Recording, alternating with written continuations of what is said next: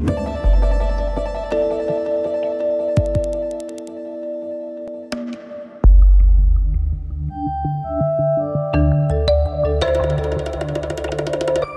la démocratie en Europe, voire plus loin chez Flammarion, un livre signé Sylvie Goulard, Mario Monti. Sylvie Goulard, bonjour. Bonjour. Députée européenne à la Commission des affaires économiques et monétaires. Et puis également, aujourd'hui, il y a quelques jours, est sorti Liquidation à la grecque, Petros Markaris, roman policier aux éditions du Seuil que nous rejoindrons tout à l'heure et qui ne fait pas le même constat que vous, ou qui peut le faire en tout cas d'une manière un peu différente sur la situation aujourd'hui dans laquelle se trouve la Grèce et ce fameux rapport à l'Allemagne dont nous parlons. Mais avant de parler de l'Europe et de votre livre avec Mario Monti, qui je le rappelle est bien sûr le Premier ministre italien, je voudrais vous faire commenter, Sylvie Goulard, députée européenne, comment vue ou de Bruxelles ou vue de Strasbourg, la femme politique que vous êtes, proche et même très proche du MoDem, observe les élections à la tête de l'UMP.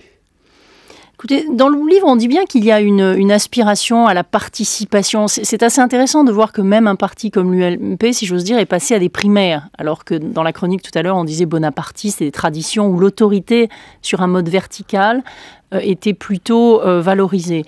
Maintenant, je crois que c'est un exercice qu'il faut savoir réussir. Si on ne le réussit pas, s'il y a des couacs, c'est un petit peu délicat parce que ça va créer surtout des divisions profondes. Encore une fois, il y en a qui se réjouissent toujours des divisions chez les petits camarades. Moi, je pense que pour la vie politique française en général, pour l'image de la classe politique française, c'est pas très bon. Est-ce que vous pensez que du coup, il y a une carte à jouer réellement pour le MoDem ou en tout cas un centre ou une sorte de nouveau centre comme l'UDI de Jean-Louis Borloo ? Vous qui êtes centriste, est-ce que vous voyez là une opportunité au fond de dire que finalement les centristes d'aujourd'hui, centre-droit, centre-gauche, on sait que vous travaillez beaucoup à l'Europe avec notamment les centristes de gauche, est-ce que vous dites que là, sur le territoire national, il y a quelque chose à jouer pour ou Borloo, ou Bayrou, ou vous-même ? Comment a dit Sylvain Kahn, la différence entre le localisme et le niveau plus général, voilà, ne m'entraînez pas dans le localisme, nous on essaye de penser européen pour 500 millions de personnes. Alors voici donc en ces temps de crise, chacun donne son avis sur les politiques à suivre pour justement tenter de contenir cette crise, d'y faire face. Récemment, l'Allemagne, mais donc également Mario Monti, ont affirmé leur espoir de voir la France appliquer la politique de compétitivité ou redouter pour certains qu'elle n'en soit pas encore capable. Il semble que cette suspicion jette un froid au sein du couple franco-allemand, base même de la construction européenne, alors que d'importantes mobilisations ont eu lieu la semaine dernière en Grèce, au Portugal, en Espagne, en Italie. La situation sociale s'est aggravée pour les peuples et pas seulement en Europe du Sud, pour reprendre une expression de plus en plus en vogue dans le débat public. Alors tandis que nos États débattent entre eux de stratégies économico-diplomatiques, quid donc de nos institutions européennes? Certes, du Parlement à la Commission, on se préoccupe de la crise, mais n'y a-t-il que l'économie qui fasse encore union? Les préoccupations démocratiques seraient-elles passées au second plan? Ou parfois même, comme certains le pensent, sont-elles même menacées, ces institutions démocratiques, par la crise? Alors, est-ce que l'Europe n'en est-elle pas un peu responsable? Moi, j'ai envie de vous citer, Sylvie Goulard, dans votre livre, vers la fin du livre, où vous citez un mot d'esprit autrichien qui semble parfaitement décrire la situation. La situation est désespérée, mais elle n'est pas grave. Allez dire ça aux Grecs. Non mais justement, nous avons cité ce mot pour dire qu'on a eu une multiplication de sommets dont on nous a dit qu'ils étaient de la dernière chance, qu'ils allaient sauver l'euro, qu'ils avaient sauvé l'Europe, etc. Et on se rend bien compte que les problèmes demeurent. Donc nous avons voulu essayer de dire avec un peu d'humour qu'il ne suffit pas de déclarer des situations désespérées pour permettre aux êtres humains qui en subissent les conséquences d'être tirés d'affaire. Et c'est pour ça que, d'ailleurs, au-delà d'une réflexion sur les institutions à proprement dit, parce que ça serait un peu court, ce que nous avons essayé de faire, c'est une réflexion sur le sens de la construction européenne, en insistant énormément sur la montée des inégalités, en insistant sur le besoin d'un rapprochement fiscal, tout un tas de tabous que je crois nous abordons sans complaisance, et pour en tirer des conséquences institutionnelles, mais pas tout à fait dans les catégories dont on parle tout le temps. Je pense que l'auditeur se moque de savoir s'il faut élire le président de la Commission la prochaine fois, lors des élections au Parlement européen. La vraie question derrière tout ça, c'est est-ce que nous prenons conscience de l'interdépendance, et est-ce que nous créons un niveau politique démocratique là où se trouvent les interdépendances. Vous réfléchissez d'ailleurs beaucoup avec Mario Monti sur, au fond, ce qui, là aussi, semble poser problème de plus en plus aujourd'hui, justement cette question de démocratie et de participation démocratique. Il y a 2 chapitres, hein, la démocratie pour le peuple et la démocratie par le peuple. Et sur bien des points, notamment la démocratie pour le peuple, vous dites vous-même que vous êtes effectivement tout de même un peu déçu de ce qui se passe au niveau européen et dans la non-retombée, au fond, et le sentiment que les gens ont que finalement la démocratie ne s'exprime pas nécessairement pour eux, ne s'exerce pas nécessairement pour eux.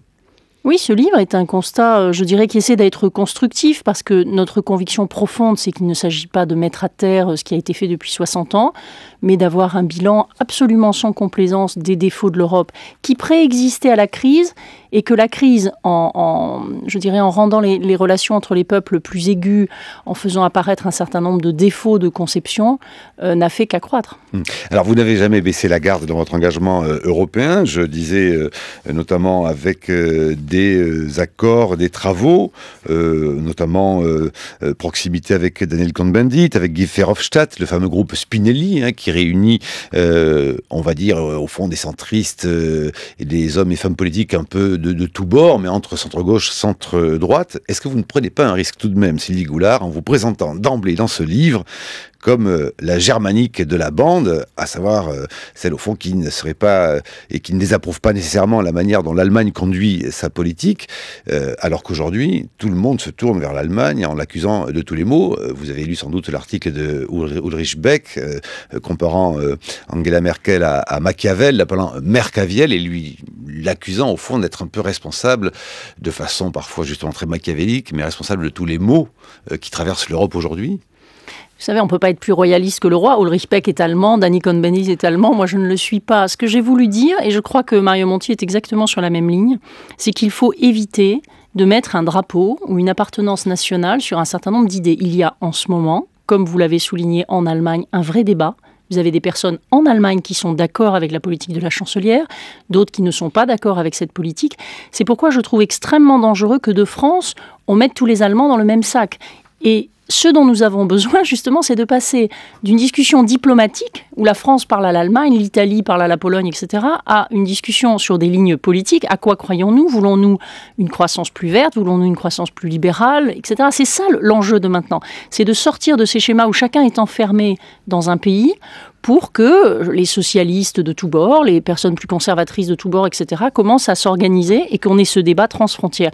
Et si vous êtes une personne pauvre, et malheureusement, il y en a beaucoup en Allemagne en ce moment, vous avez probablement plus en commun avec une personne qui galère en Espagne ou en Grèce qu'avec certaines personnes riches allemandes qui sont peut-être plus proches de riches grecs. C'est ça le paradoxe de la situation actuelle. Oui, mais est-ce que du coup, à force de brandir l'exemple allemand comme justement même, non pas un exemple, carrément une sorte de modèle, est-ce qu'on n'étouffe pas tout de même les possibilités d'un débat démocratique ? Je ne crois pas que ce livre le fasse.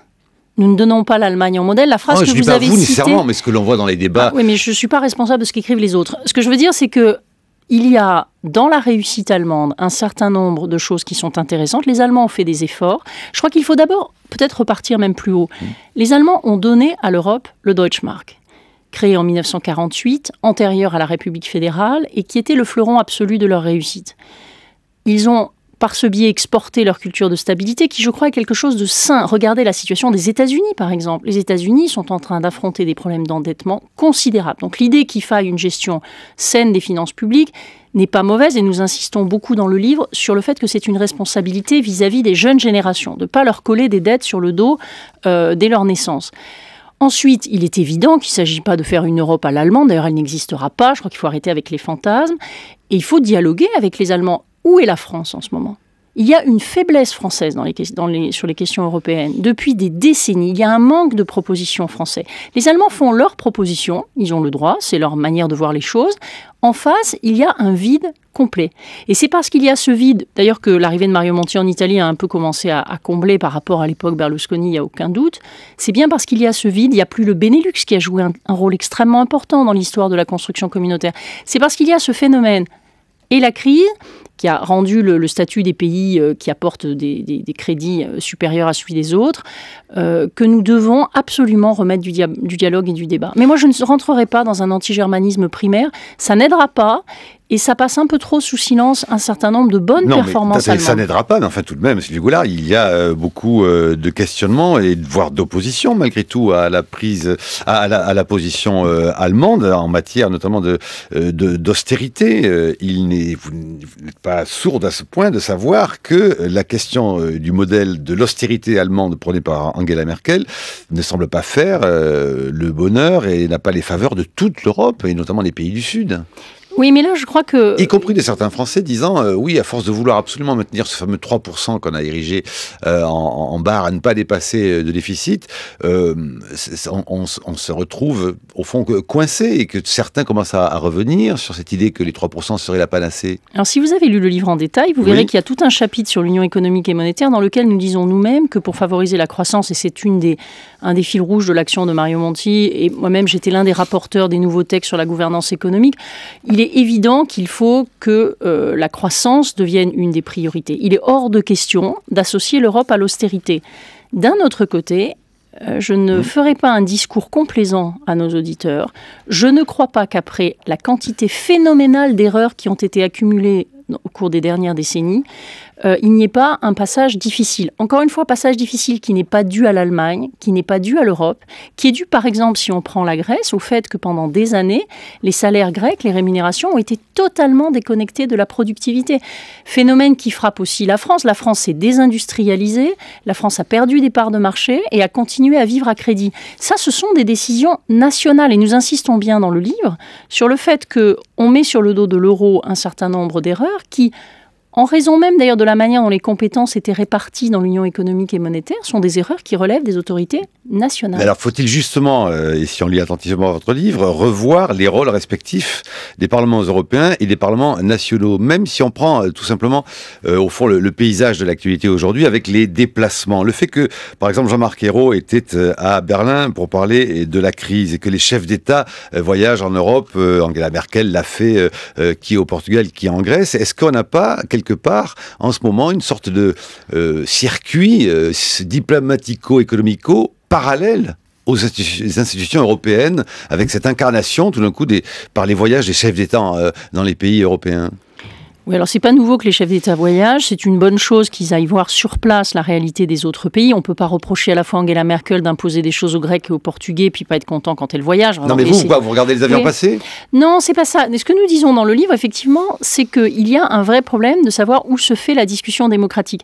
C'est-à-dire que si on pense qu'on pourra faire tenir ensemble les Européens en ayant juste des débats bilatéraux, même multipliés, France-Allemagne, Allemagne-Portugal, Italie-Grèce ou je ne sais quoi, je pense qu'on va dans un mur. Il faut qu'il y ait des lieux de débat public transfrontières dans lesquels les décisions sont prises, les responsabilités sont identifiées, là où tout le monde est réuni. Et l'avantage d'un Parlement, c'est que par rapport à ce que vous disiez des voyages des chefs d'État et de gouvernement, c'est que vous avez la majorité et l'opposition. Lorsque nous avons un débat au Parlement européen, justement, n'importe qui peut se rendre compte, on peut les suivre d'ailleurs par Internet, n'importe qui peut se rendre compte qu'il y a des voix différentes en Allemagne, qu'il y a des voix différentes les unes des autres en France, ce qui à la fois est une évidence et finit par être oublié. Donc nous avons à l'évidence à redéfinir le rôle des parlements nationaux et du Parlement européen. Pour ma part, je me réjouis que dans les parlements nationaux, il y ait une certaine prise de conscience européenne, parce que jusqu'à présent, c'était le cadet des soucis des parlementaires nationaux, à part quelques-uns éclairés, si j'ose dire. À l'inverse, je crois qu'il faut éviter, et nous le disons très clairement dans le livre, il faut éviter de laisser entendre, comme d'ailleurs c'était le cas dans le Saint-Empire romain germanique, qu'une diète qui rassemblerait que des souverains, c'est-à-dire vous mettez ensemble des parlements souverains, et ensemble, de là va sortir l'intérêt général, ça c'est faux. C'est faux, et même le Parlement européen, à notre sens, n'est pas suffisamment européen. La question, dites-vous dans votre livre, n'est pas, comme certains le répètent à l'envi, je vous cite, de faire l'Europe sociale sans qu'on sache d'ailleurs ce que cela signifie. C'est au contraire prendre un peu de hauteur et d'essayer, au fond, de défendre, et vous voulez parler, vous, de droits qui n'ont jamais été acquis. Et vous pensez à quoi ? Ce que nous voulons dire, c'est que vous avez beaucoup de gens qui, de manière qui n'est pas du tout illégitime, essayent de défendre les droits acquis. Et nous avons beaucoup de respect pour tout ce que tout ce que les combats sociaux ont permis d'avoir comme droit acquis depuis des décennies, voire un peu plus d'un siècle en Europe. À l'inverse, qui se préoccupe des droits des jeunes et des enfants? Et on le voit très très bien dans la crise. Vous avez en ce moment une injustice phénoménale en Europe, qui est l'injustice générationnelle. Vous avez en Italie, en Espagne, en France, des taux de chômage de jeunes qui sont un gâchis effroyable. Et ces jeunes, à la naissance, un bébé qui naît en ce moment en France ou dans ces pays, a sur le dos une dette financière et une dette écologique qui est, à mon avis, la plus grande rupture de solidarité qu'on ait jamais eue. Alors, je ne dis pas qu'il faut détruire les droits aujourd'hui, il faut simplement que dans la défense des droits, on prenne aussi en question la question de savoir si le système social, on peut le financer sans reporter la charge sur les générations futures. 8h et presque 17 minutes. Bonjour Brice Couturier. Bonjour Marc Vinchet. Et je vois que vous avez sous les yeux le portrait dans les enjeux de Mario Monti. Oui, il professore. Parce que le livre que vous co-signez, Sylvie Goulard, avec Mario Monti est attendu avec curiosité. C'est aussi que nombre de bons esprits vont répétant que notre ami l'Italie, victime des mêmes maux que nous, mais encore plus mal en point, dette publique astronomique, classe politique inefficace et discréditée, économie peu compétitive, système de protection sociale d'un autre âge, eh bien cette Italie-là est en train de se réformer beaucoup plus vite que nous. Et que si elle le fait, c'est grâce à la poigne d'un technicien sans ambition politicienne, plus ou moins imposé par l'Union européenne, il professore, donc Mario Monti. Cette équipe, dit le secrétaire général de l'OCDE Angel Gurria, cette équipe a plus transformé le pays en 12 mois que les précédentes en 10 ou 20 ans. Et il poursuit dans Je les échos, elle s'est attaquée, cette équipe, frontalement aux points faibles traditionnels de l'Italie, comme la rigidité du marché du travail ou les retraites. Fin de citation. Il faut se souvenir que l'actuel président du Conseil italien, Mario Monti, donc, a été un membre assidu de la commission Attali pour la libération de la croissance en France. Il en a retenu l'idée selon laquelle la rigueur budgétaire ne peut, à elle seule, rétablir les finances publiques. Il faut l'accompagner, cette rigueur, de réformes de structure afin de libérer la croissance en faisant sauter les verrous. Sur la voie d'une conversion d'une économie de la demande à une économie de l'offre, proclamée tout récemment par notre François Hollande, l'Italie donc nous a précédés. Alors, à la lumière de cet exemple italien, on comprend mieux la logique de votre livre à 4 mains. Vous nous dites, Sylvie Goulard, les gouvernements nationaux sont composés de politiciens obsédés par les échéances électorales. Leur logique est celle du court terme, alors que les réformes doivent nous mettre en situation d'affronter le long terme. Dans la mesure où elles remettent en cause des équilibres fragiles, ces réformes sont rarement populaires sur le moment, leurs effets bénéfiques ne se réalisent qu'après plusieurs années. Ainsi, le chancelier Schröder a été battu en 2005 pour avoir réformé en profondeur le système allemand de protection sociale, et aujourd'hui, il est dans ce pays unanimement encensé comme le sauveur de l'Allemagne. Les États du nord de l'Europe, habitués à des démocraties plus pacifiques, dotés de partis, de syndicats plus ouverts aux compromis, sont plus faciles à réformer. Parfois, ils l'ont fait après avoir touché le fond, comme la Suède dans les années 90. L'Allemagne, on s'en souvient peut-être, elle-même, au début des années 2000, était présentée comme l'homme malade de l'Europe, ruinée par sa réunification. Eh bien, la crise financière nous a tous pris de vitesse. Par mer calme et vent faible, notre Union européenne se gouvernait comme en pilotage automatique à coups de normes et de règlements dont vous avez raison de souligner qu'ils protègent efficacement les citoyens de l'Union européenne, y compris contre leur propre gouvernement, sensibles au poids des lobbies industriels nationaux et favorables aux solutions de facilité qu'étaient l'inflation et la dévaluation. Mais par gros temps, alors que la tempête financière s'abat sur le monde, il nous faut un pilote qui voit assez loin pour prendre les décisions urgentes lorsqu'elles s'imposent. Et le seul gouvernail qui vaille aujourd'hui, c'est celui de l'Union européenne. Une par une, nos petites nations vieillissantes ne font pas le poids.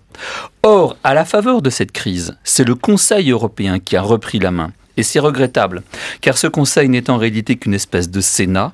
C'est là que se déroulent les négociations entre les États membres, chacun y parlant d'abord au nom de ses propres intérêts. Et du coup, cela a donné l'impression que c'était certains États, les plus puissants, ceux qui contribuent financièrement le plus, qui dominaient et qui imposaient, comme on dit, leur agenda aux autres. Il faut donc, nous dites-vous, une réforme des institutions européennes qui permette de conjuguer efficacité et démocratie. Que nous proposez-vous donc ? La chronique de Brice Couturier sur franceculture.fr, Sylvie Goulard. Vaste programme. Effectivement, ce que nous avons essayé de faire, c'est déjà d'identifier où sont les problèmes. Parce que ce qui me frappe beaucoup dans le débat sur l'Europe, quand il y en a un, et dans notre pays, on ne peut pas dire qu'il soit extrêmement poussé, c'est que les personnes se précipitent souvent sur telle ou telle solution avant même de réfléchir à la vue d'ensemble. Comme vous l'avez dit très justement, la crise a mis en lumière des failles, et notamment, je crois qu'il ne faut pas s'en étonner, il ne faut pas blâmer ceux qui ont été à la barre pendant la tempête. Ils ont fait ce qu'ils ont pu avec des institutions qui n'avaient pas prévu du tout une crise de cette ampleur. Quand on a fait l'euro, on a eu la naïveté de penser, on le savait d'ailleurs, qu'il faudrait aller plus loin, mais on s'est dit, voilà, en gros, avec des normes et avec des gouvernements nationaux qui mettent chacun leur maison en ordre, comme disait Tommaso Padoa-Schioppa, on va y arriver. Et ce qui est apparu, c'est qu'il faut une politique de croissance commune, c'est qu'il faut un contrôle mutuel beaucoup plus poussé, c'est qu'il faut des incitations, enfin une perception de l'intérêt commun. Donc la crise a révélé tout ça. Maintenant, qu'est-ce qu'on fait ? Et je crois qu'effectivement, c'est probablement, à mon avis, l'un des aspects les plus novateurs du livre. La question notamment du choix de dirigeants européens en amont et de l'éventuelle mise en cause de leurs responsabilités lorsqu'ils ont pris des décisions, quelles qu'elles soient, qui sont au cœur de la démocratie. Ces deux démarches, je choisis le chef et puis le jour où il y a un problème, il y a une possibilité de le faire partir, eh bien cela n'existe pas. Responsabilité de la Commission devant le Parlement européen. Non, je ne parle pas de la responsabilité de la Commission. Nous étions en train de parler du Conseil. C'est ça, à mon avis, qui devrait nous préoccuper le plus. Parce que la Commission, je dirais qu'en ce moment, tout le monde s'acharne sur elle, mais d'abord, elle n'a pas joué un rôle central. On peut le regretter, on peut... C'est ce que je disais, c'est le Conseil qui a tout géré, exactement. Bien sûr. Donc le problème, la Commission... les chefs d'État, quoi. Voilà, la Commission européenne, qui est donc indépendante des États membres, est déjà responsable devant le Parlement européen pour le travail qui la concerne.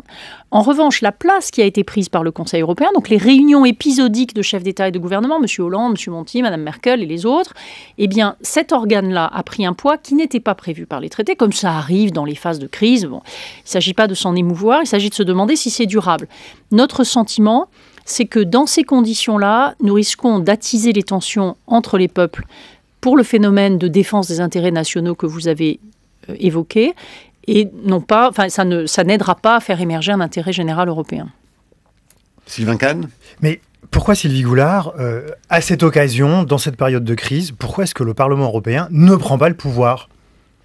Pour plusieurs raisons. D'abord, si vous voulez, on est dans un système de droit, et je crois que la mode du 18 Brumaire est un petit peu passée. D'ailleurs, nous avons une prise de pouvoir par le Parlement européen, je ne sais pas ce que ça voudrait dire. C'est pas le 18 Brumaire, le 18 Brumaire, c'est l'inverse, oui, Sylvie Goulard. Ça s'était passé dans les locaux parlementaires, mais il faudrait quand même qu'il y ait, pour qu'un législatif, si j'ose dire, puisse prendre le pouvoir... C'est une formule, bien sûr. Oui, il faudrait qu'on ait probablement un Parlement différent. D'abord, je tiens à préciser qu'on a fait un certain nombre de choses qui déplaisent fondamentalement au Conseil et que le Conseil essaye d'étouffer au maximum. Je prendrai un exemple récent. Nous avons voté contre le candidat que le Conseil a choisi pour le directoire de la Banque centrale européenne en plénière du Parlement européen, et nous verrons cette semaine si justement les médias, la société nous appuient quand nous disons une chose de bon sens comme pas de BCE dirigée uniquement par des hommes en 2012 en Europe. Nous avons fait une bataille sur le budget qui est en cours, nous avions fait une bataille sur la supervision financière, nous avons rejeté l'accord SWIFT. Donc je crois qu'il y a déjà des tentatives, en tout cas au Parlement européen, lorsque c'est nécessaire, encore une fois pas par amour du combat gratuit, mais lorsque c'est nécessaire de donner des coups d'arrêt à des dérives qui viennent du Conseil. Oui, mais sur une vision d'ensemble. Oui, alors l'autre chose, c'est qu'il faut se demander, et nous le disons dans le livre, comment sont choisis les députés européens ? Moi, je crois que ce Parlement n'est pas assez européen. Tant que vous élisez les députés européens dans un cadre national, que les partis nationaux sont ceux qui choisissent et qui désignent, qui parfois ont envie de se débarrasser d'un certain nombre d'individus en les envoyant à Bruxelles, qui n'ont pas cette vision pan-européenne, qu'il n'y a pas des programmes pan-européens, ce Parlement ne pourra pas émerger autant qu'il le devrait, et je suis d'accord avec vous qu'il le devrait. Après, je crois qu'il faut, pour qu'une entité politique soit bien gouvernée, qu'il y ait un exécutif et un législatif. Il ne s'agit pas de créer un parlementarisme désordonné et de supprimer le centre qui doit être doté d'une autorité exécutive. Par exemple, dans votre livre, vous expliquez que les parlements nationaux qui ont beaucoup de pouvoir ne peuvent pas être comptables de l'intérêt général européen. Alors comment faire émerger politiquement cet intérêt général européen. Surtout que l'on pourrait dire que certains n'y ont plus d'intérêt nécessairement, puisque, comme vous avez remarqué, la crise fait tout de même changer les majorités politiques et puis même créer au fond une sorte de remous démocratique avec les apparitions de partis populistes de plus en plus. Et l'exemple grec en est un exemple très fort, par exemple. Donc est-ce que la question quand même de l'enjeu démocratique lié à la crise et lié notamment aux mesures d'austérité calquées sur l'absolu modèle allemand ne font pas peser un danger démocratique certain tout de même sur les parlements nationaux et les démocraties européennes, Sylvie Goulard? Toutes les phases de crise font peser des tensions sur les démocraties. Je crois qu'il ne faut pas penser qu'on va sortir d'une situation aussi grave que celle de l'Europe en ce moment, même si le cas grec, je crois, reste le cas extrême. Il ne faut pas mettre tous les pays dans le même sac. Il y a une hétérogénéité européenne qu'il faut toujours rappeler. Mais effectivement, ça fait peser des tensions. Il est extrême, mais il a une valeur de symbole très fort pour la question européenne. Il a une valeur de symbole, mais moi, si j'étais grec, je demanderais des comptes, et peut-être que l'auteur grec, voilà. Je demanderais des comptes à la classe politique nationale. De même que je crois que chaque Parlement national, avant de revendiquer des pouvoirs au niveau européen, doit aussi se demander ce qu'il a fait dans les 10 ou 20 dernières années, depuis la création de l'euro. Est-ce que les parlements nationaux ont eu à cœur de respecter les règles communes ? Pas toujours. Il y a des pays dans lesquels on a voté systématiquement des lois de finances qui violaient les engagements du pays en question vis-à-vis des partenaires. Il ne faut pas s'étonner que la confiance soit détruite. Il y a eu des erreurs au niveau européen. Je crois qu'il ne sert à rien de dire c'est la faute des autres, des petits camarades. Moi, je me réjouis que les parlements nationaux rentrent dans le jeu à la condition que ce soit avec un esprit européen et pas pour, à l'intérieur du système, essayer de récupérer du pouvoir d'une manière qui serait absolument désastreuse, y compris dans l'intérêt national. En France, en ce moment, ce que l'Europe, entre guillemets, nous demande de faire, de toute façon, nous devons le faire. Parce que le niveau de dette est tel que nous allons être à la merci des marchés si ça continue. C'est ça le véritable enjeu. Et donc la prise de conscience a été européenne, il y a des incitations européennes et chacun doit prendre ses responsabilités dans le système. En tout cas, ce que nous disons, c'est n'ayons pas la naïveté de penser qu'un simple renforcement de la démocratie nationale va répondre à la question qui est ouverte aujourd'hui et qui se trouve à deux niveaux. Comment on fait vivre la démocratie au niveau national, de manière à éviter les phénomènes à la grecque de dérive totale des gouvernements grecs successifs vers une absence de contrôle des finances publiques, une corruption, etc. Et comment on le fait au niveau européen également. Alors, je voudrais que nous retrouvions en direct depuis Athènes Petros Markaris. Bonjour. Bonjour. Vous nous entendez. Merci d'être au téléphone depuis Athènes en direct dans les matins de France Culture. Je rappelle que vous êtes un auteur dramatique très connu, pas seulement d'ailleurs en Grèce. Vous avez beaucoup de succès en Allemagne, à la fois pour notamment par vos romans, dont le dernier, Liquidation à la grecque, roman policier, est publié aux éditions du Seuil. Et puis je précise également que vous avez été scénariste pour Théo Angelopoulos.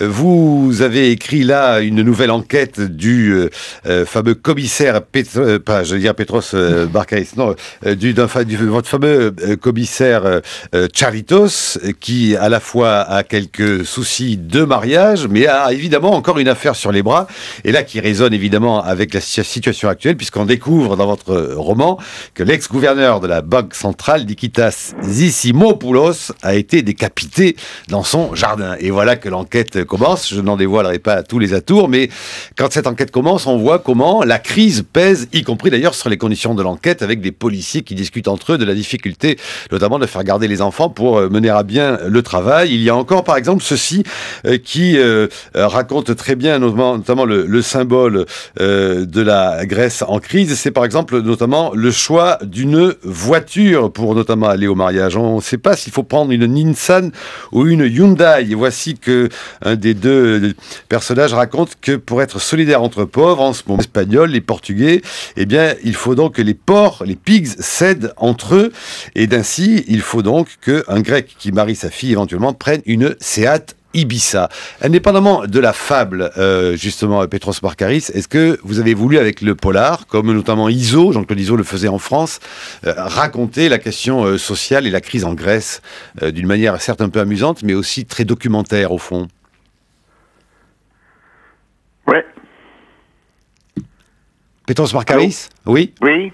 Maintenant, je vous écoute, oui. Oui, le polar, c'était quoi? C'était une manière de raconter de façon quasi documentaire la crise en Grèce?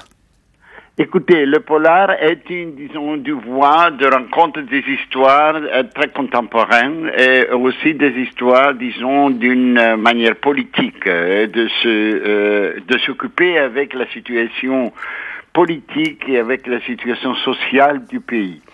Je trouve que à ce moment-là où la Grèce se trouve dans une crise très profonde, le polar peut assister les gens, les lecteurs, de trouver des questions sur leur vie, sur la crise, sur la réalité sociale et politique du pays. Vos polars, en général, ont beaucoup de succès également en Allemagne. Et la presse, régulièrement, au fond, conseillerait à Angela Merkel de lire vos polars. Pour quelle raison, selon vous, Petros Markaris ? Parce que je parle de la réalité grecque, de la situation dans la Grèce, dans une manière très sincère, très ouverte. Et je dis aux gens la vérité. Et je n'essaie pas de cacher cette vérité comme les hommes politiques de la Grèce ont fait pendant une période très ou trop longue.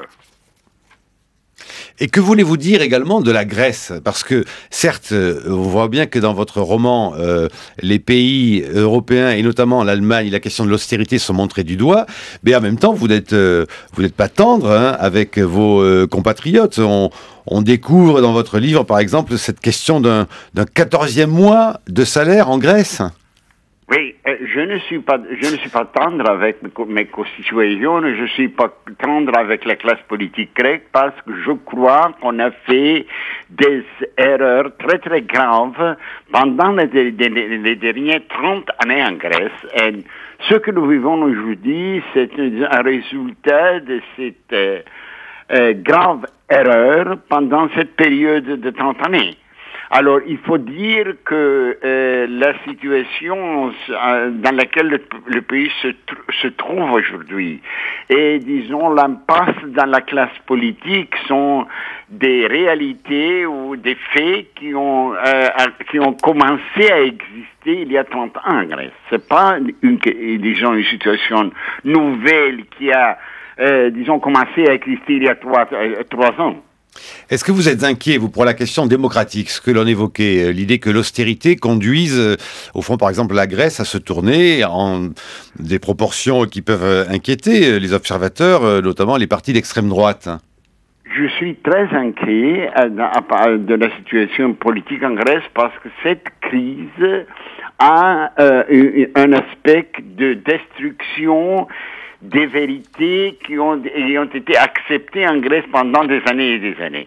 Alors, il y a l'extrême droite, mais c'est une extrême droite. Il y a deux parties de l'extrême droite. Une partie de l'extrême droite qui sont les Grecs indépendants, qui est vraiment une partie d'extrême droite. Il y a une partie néo-nazie qui a entré la première fois après la Deuxième Guerre mondiale au Parlement avec 7%, presque 7%. Et moi, maintenant, dans les sondages, et on la donne un pourcentage de 15%. Ce 15% peuvent faire de cette partie la troisième, force dans le Parlement. Brice Couturier ? Oui, en fait, on dit toujours l'Europe du Sud, mais il y a plusieurs Europes du Sud. On vient de le voir en parlant de Mario Monti. Il y a l'Europe du Nord qui s'est déjà réformée, Allemagne, Suède, etc. Puis cette Europe du Sud qui a beaucoup de mal à se réformer parce qu'on lui impose la rigueur et que parfois on lui impose la rigueur sans les réformes de structure et du marché du travail en particulier qui vont avec. On voit avec l'exemple de Mario Monti que la classe politique italienne est, comme la classe politique grecque, extraordinairement discréditée, mais que par contre Mario Monti lui-même fait des sondages miraculeux pour quelqu'un qui impose une crise d'austérité aussi sévère à l'Italie que celle qu'il est en train de lui imposer. Est-ce que le problème ne risque pas de déboucher un jour sur une dérive technocratique qui ferait qu'effectivement on aille chercher des techniciens, des professeurs comme Mario Monti pour remettre les pays du Sud à flot à toute vitesse en pleine période de crise, alors que la classe politique elle-même s'est révélée totalement incapable ou corrompue ou incapable ou les deux comme en Grèce. Est-ce qu'il n'y a pas ce risque-là quand même de technocratisation de l'Europe ? Alors, qui répond Sylvie Goulard et Petro Marcaris. Sylvie Goulard, et on retrouve Monsieur Marcaris. Rapidement, écoutez, moi je pense que si dans un pays, on va chercher les meilleurs à un moment donné de grandes difficultés, et Mario Monti n'a pas été imposé par l'Union européenne, comme vous l'avez dit, il y a eu un processus interne. Non, je tiens à souligner le rôle qu'a joué le président Giorgio Napolitano. Il n'y a eu aucune élection, et d'un seul coup, on a viré Berlusconi parce que l'Europe n'en voulait plus. Oui, il faut appeler les choses par leur nom. Vous savez, on a eu Raymond Barre, on a eu Dominique de Villepin, qui sont des premiers ministres qui n'ont jamais été élus non plus. D'ailleurs, c'est amusant la comparaison avec Raymond Barre, parce que Raymond Barre avait été commissaire européen et professeur d'économie. Donc je crois que la France est probablement l'un des pays où il est le plus paradoxal de souligner ça. Après, je ne dis pas que c'est la bonne solution dans l'absolu. On a fait avec Mario Monti un livre sur la démocratie, un livre entier qui nous a coûté plusieurs années de travail, parce que je crois qu'il est aussi convaincu que moi de l'importance que les rouages démocratiques fonctionnent bien. Simplement... son existence même montre qu'il ne fonctionne pas bien. Non, écoutez, il est là en vertu... Enfin, je ne suis pas là ce matin pour faire l'apologie de Mario Monti, mais juste pour éclairer l'auditeur. Il y a eu un processus qui est un processus où la constitution italienne a été respectée et où il a le soutien de la plus forte majorité qui n'ait jamais eu un président du Conseil en Italie. Donc il n'y a pas eu... Ça même, c'est suspect. Quelqu'un qui est élu avec 90% du Parlement. Non, oui, la droite, la gauche confondue, le centre. C'est ce qu'on appelle en Allemagne une grande coalition. D'autant plus suspect qu'on a accusé Mario Monti d'éventuellement vouloir mettre en place les méthodes au fond économiques qui étaient en vigueur chez Goldman Sachs, pour qui il a également travaillé et dont on sait comment, par exemple, Goldman Sachs a été suspecté à tort ou à raison à certains moments. Mais comment il peut être soutenu par la droite et la gauche à la fois ? Non, mais ça, si vous voulez, c'est l'une des questions qu'on pose dans le livre. Est-ce que la démocratie est forcément une démocratie de confrontation ? Ou est-ce qu'il peut y avoir une démocratie dans laquelle, à un moment donné, pour des impératifs supérieurs, et notamment, encore une fois, l'intérêt de nos enfants à moyen terme, des individus se disent, voilà, il y a une plateforme commune, nous restons chacun ce que nous sommes, mais il y a une plateforme de réforme que nous poussons. Vous avez vanté le modèle suédois ou le modèle allemand, c'est exactement ce qui s'est passé dans ces pays-là. À la suite de processus électoraux et de négociations de coalition qui ont eu un autre caractère, c'est exact, mais avec, je dirais, le même type de mobilisation nationale. Je vous l'accorde. Mais ils ont mis 10 ans. Ils ont mis 10 ans à se réformer. Là, Mario Monti fait tout ça en 1 an ou 2. Mais oui, mais parce que la pression des marchés était très forte. Mais je veux laisser la parole absolument à Monsieur Marcaris, parce que je pense que ça intéresse les auditeurs. Oui, Petros Marcaris, sur la question que posait Brice Couturier, faudrait-il, au fond, en Grèce, un modèle italien d'un super premier ministre technocrate qui viendrait régler vos problèmes en 3 coups de cuillère à peau? Mais excusez-moi, on a eu un tel gouvernement à la Grèce avant les dernières élections, avec Lucas Papadimos qui était un technocrate et avec un gouvernement qui était soutenu par les deux grands partis politiques. Enfin, le Premier ministre d'aujourd'hui, Antonis Samaras, voulait des élections, et c'est comme ça que l'ancien gouvernement avec un Premier ministre technocrate a, disons, cessé à exister. Maintenant, aujourd'hui, on a encore un gouvernement de coalition, des partis politiques qui se trouvent de centre-droite jusqu'au centre-gauche. C'est un gouvernement politique, mais aussi ce gouvernement politique a pris avec des difficultés des mesures, disons, réformatrices très sévères. Et malgré ça, le Premier ministre Samaras est supporté par les électeurs à ce moment-là. Alors, trouver des solutions technocrates dans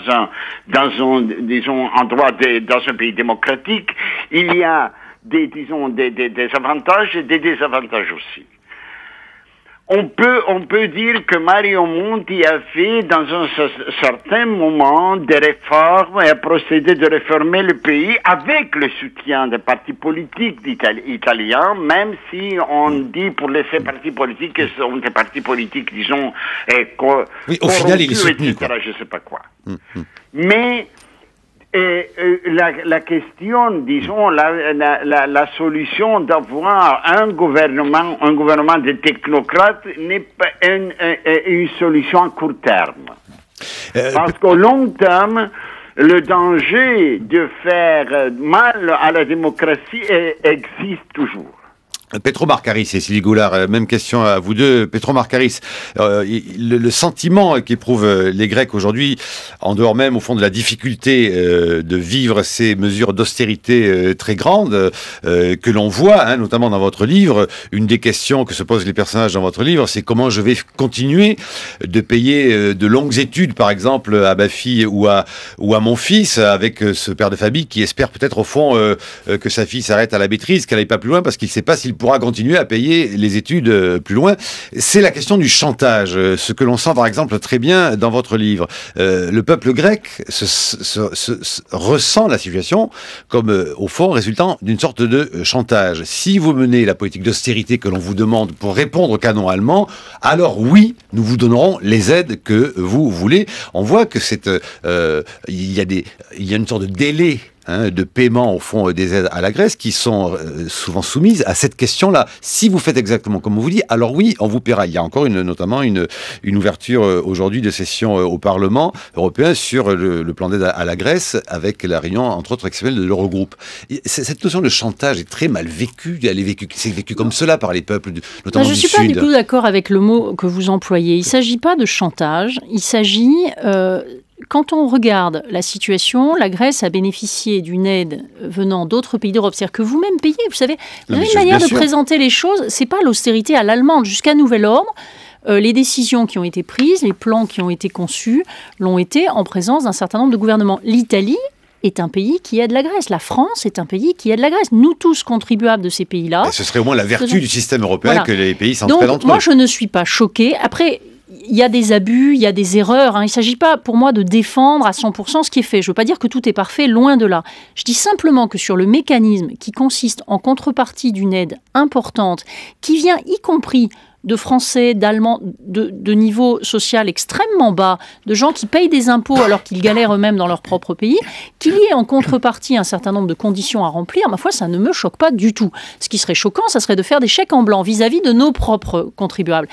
À l'inverse, là où la vraie question que vous posez derrière votre question, à mon avis, c'est est-ce que ces politiques vont permettre de repartir sur de bonnes bases ? Si nous imposons, ou nous imposons, parce que c'est ce qu'il va falloir faire en France et ailleurs, des années un peu dures pour assainir les finances publiques, pour redonner à nos entreprises une base plus compétitive et que donc ensuite l'emploi redémarre, la croissance redémarre, je crois que c'est une cure qui est douloureuse mais nécessaire. Le vrai échec, ça serait si au bout d'un an ou deux, les compteurs ne s'améliorent pas. Petros Markaris, le mot chantage, ce n'est pas moi qui l'emploie, il a été lu et vu beaucoup, notamment dans la presse grecque. Petros Markaris. Oui. Écoutez, alors, je ne sais pas si c'est un chantage, mais je vois je peux vous dire que la Grèce a fait des erreurs et des erreurs.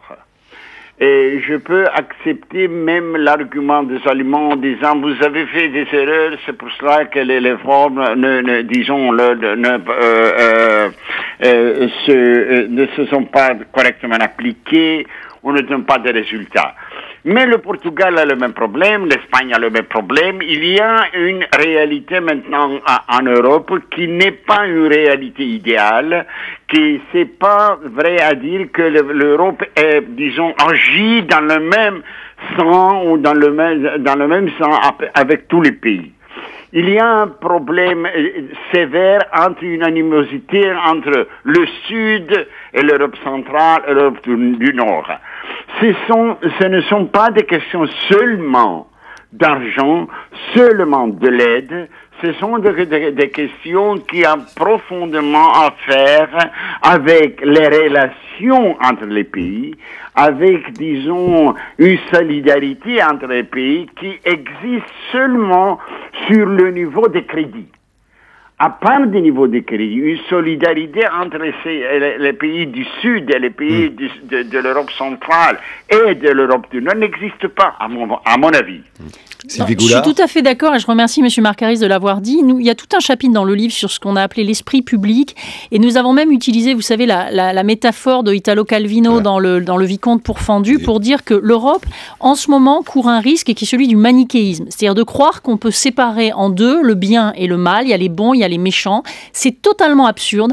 Moi, je connais des gens en Grèce ou ailleurs dans le sud de l'Europe qui sont les premiers à être contents qu'on les aide, par exemple, à lutter contre la corruption dont ils étaient les victimes et pas seulement les bénéficiaires. Donc, je crois que cette illusion de manichéisme, le bien, le mal, le nord, le sud, c'est ce qu'il faut absolument détruire. Et là, je voudrais dire que la France a un rôle à jouer parce qu'à ma connaissance, la France n'est ni entièrement dans le nord, ni entièrement dans le sud, mais probablement quelque part entre les deux.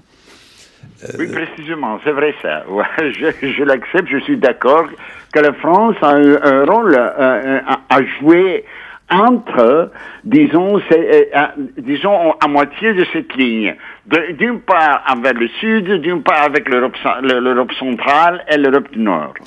Merci Petros Markaris de nous avoir rejoint ce matin depuis Athènes. Un mot encore, est-ce que vous étiez ou pas pour avoir un peu aussi l'atmosphère peut-être de la rue et 2 jours après les manifestations donc pour l'anniversaire du soulèvement de 73 à Athènes, vous y avez participé, vous avez vu un peu ce qui s'est passé? Je serai, disons, je serai en France, à Paris, le vendredi prochain. Ah oui, d'accord. Donc nous essaierons de venir vous voir. Merci. Merci à vous et je rappelle donc liquidation. Merci, au revoir. Liquidation à la grecque, c'est aux éditions du Seuil. Sylvain Kahn. Sylvie Goulard, vous venez d'évoquer la France avec Monsieur Markaris. Comment est-ce que vous expliquez ce qui m'apparaît comme étant le silence assourdissant de l'actuel président de la République et de son gouvernement sur la politique européenne et sur ce que doit être l'Europe dans les 5 ou dans les 10 ans à venir? C'est à cause de 2005, vous croyez? Écoutez, j'espère que c'est la réflexion qui précède l'action. Oui, non, mais ça, c'est voilà, ça, c'est une réponse langue de bois. Ça. Non, mais c'était un peu pour rire. Effectivement, je crois que la France a un problème qui remonte à 2005, mais qui est même antérieur. Si vous regardez la politique européenne de la France depuis l'après-guerre, c'est le pays où il y a eu les Jean Monnet, les Valéry Giscard d'Estaing, les Jacques Delors. Donc l'un des pays François Mitterrand, qui a fourni le plus d'idées et d'impulsions à l'Europe, et c'est le pays d'où sont venus les grands coups d'arrêt, 1954 pour la CED, 1965 la chaise vide et 2005. Et la plupart des partis français vivent dans une illusion, la plupart des Français dans l'illusion qu'il pourrait y avoir une Europe forte, avec des institutions faibles, une Europe forte qui se ferait à la française. Ça, c'est une chimère.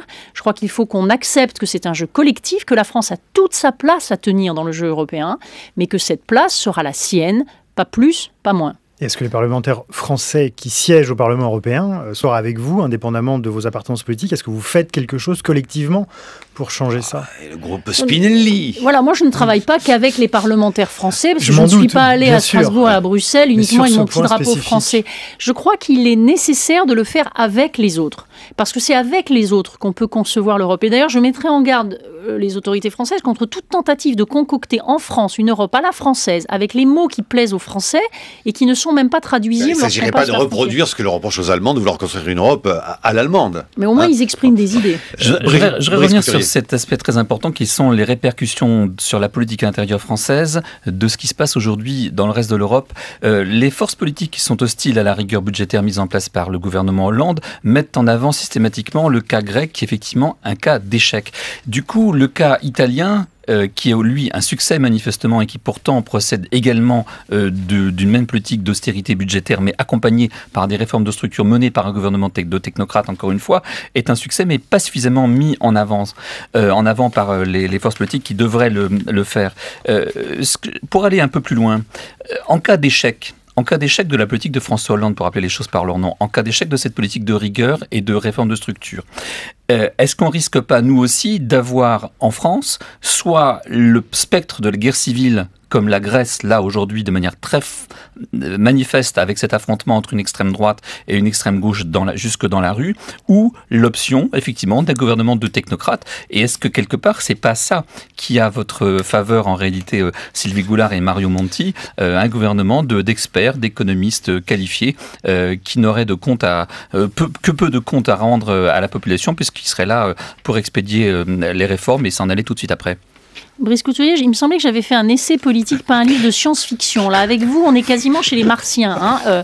Les chances des 4 prochaines années, c'est pas si loin. Je crois que d'abord, il n'y a aucune raison, et très sincèrement, je le dis sans aucun intérêt politique immédiat, il n'y a aucune raison ni de souhaiter, ni de penser qu'il va y avoir forcément un échec de la politique de François Hollande. J'ai jamais dit ça. Donc, c'est un scénario qui est une toujours... possibilité, puisqu'après tout, ça échoue en Grèce et en Espagne, l'austérité. Oui, mais d'abord, je vous dis encore une fois, moi, je ne suis pas du tout partisane de l'austérité pour l'austérité. C'est complètement ridicule. Dans le livre, nous passons tout un temps à dire qu'il faut de l'harmonisation fiscale, il faut lutter contre les inégalités, il faut s'occuper de la question de l'extrême pauvreté, qui d'ailleurs frappe l'Allemagne aussi. Mais même l'OCDE le dit. Oui. Que les politiques d'austérité... Effectivement, et nous faisons référence à ces études qui sont extrêmement sérieuses.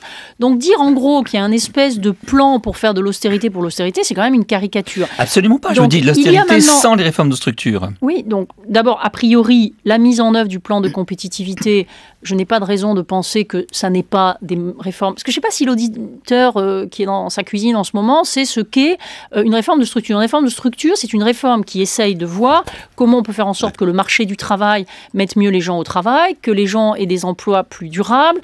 C'est de voir si les charges sociales sont bien réparties. Et qu'en plus, ils licencient plus vite aussi, vous oubliez cet aspect-là. Oui, mais écoutez, franchement... Article 18 oui, mais regardez, un des pays... en Italie. Oui, mais un des pays d'Europe où on retrouve le plus facilement du boulot, c'est le Danemark, dans lequel on a une plus grande facilité de licenciement. Je crois que si quelqu'un qui est licencié sait qu'il pourra trouver un boulot de manière assez facile, il acceptera peut-être plus facilement d'être licencié. Ce type de défense de la rigidité, je ne le c'est pas mon cas, pas. Je suis sûr. Donc pour en revenir à votre scénario de science-fiction avant d'arriver sur la planète Mars, s'il y avait un échec, ça serait gravissime. Et évidemment, dans les situations de crise, il peut y avoir des conséquences gravissimes. Ce que Mario Monti a essayé de faire en Italie, non sans mal, parce que vous savez, le 2 coups de cuillère à peau, j'ai trouvé ça assez amusant. Si vous croyez que c'est 2 coups de cuillère à peau de gérer une majorité dans laquelle vous avez les anciens de chez Berlusconi... Un an et demi, comme disait Brice, c'est très peu de temps, objectivement, par rapport à... Mais pourquoi ? Mais ce qui serait intéressant, c'est de... Si vous voulez, c'est 4 coups de cuillère à peau, je vous le concède. Non, c'est pas ça. 7 mois. C'est pas ça. C'est l'idée de savoir si à un moment donné, on met toutes ses forces au service de la réforme ou pas. Et ça, c'est ce que j'aimerais voir dans notre pays. C'est-à-dire qu'un certain nombre de personnes prennent leurs responsabilités. Tout en restant populaire, c'est ça effectivement Mais il ne faut pas essayer d'être populaire. Il y a un magnifique passage qu'on a récupéré chez Hamilton parce qu'il est vraiment trop beau, dans lequel on explique qu'il ne s'agit pas, et là moi je l'assume complètement, il ne s'agit pas de vouloir être aimé et populaire dans le court terme. Il s'agit pour les gens qui sont en fonction de prendre les meilleures décisions possibles, et c'est pas facile, dans l'intérêt général, à moyen et à long terme. Ce qui veut dire, à l'évidence, d'accepter d'être critiqué et de déplaire à certains. Il y a dans ce pays, en France, des réformes à faire qui obligent à déplaire à un certain nombre de catégories qui sont des souris dans des fromages. Et ça, il faut accepter de le dire. La politique, ce n'est pas la démagogie. On n'a pas écrit un bouquin qui s'appelle « De la démagogie en Europe », mais de la démocratie. Et au bout d'un certain temps, et on verra ce qui va se passer en Italie, on retourne devant les électeurs, on verra ce qui sera l'issue des urnes. Je ne dis pas que l'expérience italienne a forcément réussi et je ne dis pas que l'expérience française... Pour l'instant, elle réussit. Pour l'instant, elle est absolument admirable, c'est exact. Pour remonter le moral des Européens, il y a un projet de mettre la déesse Europe sur les euros que l'on dit désincarnés et tristes. Vous trouvez que c'est une bonne idée ? Écoutez, elle a l'air très jolie, cette déesse. Je ne sais pas où ils l'ont trouvée. Moi, j'ai toujours pensé que si les billets étaient plus parlants, s'ils renvoyaient à des illustrations... D'ailleurs, sur le livre, nous avons mis une très belle illustration qui vient d'une église baroque en Italie, à Rome. Voilà, l'Europe, c'est la culture. On le dit dans le bouquin. Il y a plein d'autres choses qui lient les Européens. Ce ne sont pas les plans de sauvetage, ce ne sont pas la lutte contre les spreads. Ce n'est pas avec ça qu'on va faire rêver les citoyens européens. Merci Sylvie Goulard.